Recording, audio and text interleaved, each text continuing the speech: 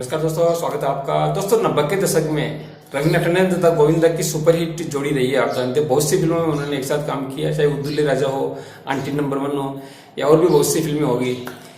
सभी फिल्में सुपरहिट रही थी और क्या कमाल की उनकी जोड़ी हुआ करती थी, क्या कमाल की उनकी कॉमिक टाइमिंग हुआ करती थी और क्या कमाल के डांस सिक्वेंसेज हुआ करते थे।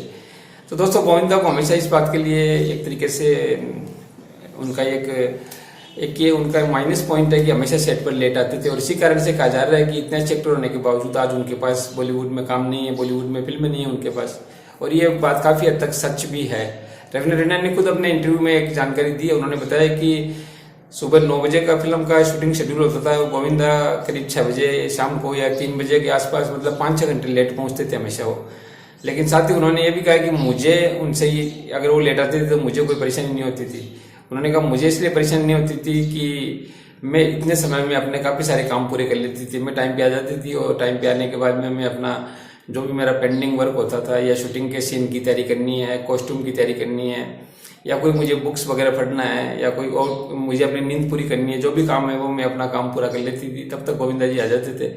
और फिल्म मुझे तो नहीं लगता कि फिल्म के प्रोड्यूसर डायरेक्टर को भी ज़्यादा परेशानी होती थी। हालांकि मेरा ये मानना है कि अगर अपन प्रोड्यूसर से पैसे ले रहे हैं तो हमें टाइम पर ही पहुंचना चाहिए। लेकिन चूंकि मैं 4-5 फिल्में उस समय लगातार एक साथ 3-4 फिल्मों की शूटिंग करती रहती थी, तो मुझे थोड़ा उस समय थोड़ा टाइम मिल जाता था रेस्ट करने का, आराम करने का, कुछ मेरी और हॉबीज और पेंडिंग वर्क पूरे करने का। तो गोविंदा जी के साथ मेरी केमिस्ट्री बहुत जमती थी, मुझे बहुत अच्छा लगता था। और गोविंदा जी से कई प्रोड्यूसर को लेट आने की भी कोई परेशानी नहीं होती थी, क्योंकि वे बहुत बड़े स्टार थे और वे अपना काम बहुत आने के बाद में बहुत तेजी से निपटाते थे।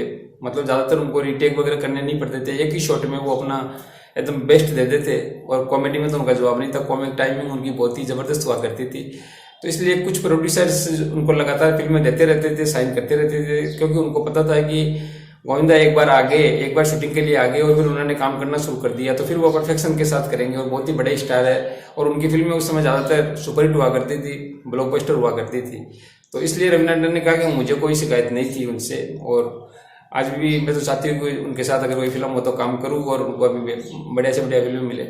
तो दोस्तों गोविंदा का प्रशंसक होने के नाते मैंने भी उनकी सारी फिल्में देखी है, मुझे भी उनकी एक्टिंग बहुत अच्छी लगती है, कॉमिक टाइमिंग तो कमाल की होती है उनकी। तो चाहता हूँ कि जल्दी से उन्हें बॉलीवुड में कोई अच्छी फिल्म मिले और वे फिर से एक बार हम सबका मनोरंजन करते हुए नजर आए।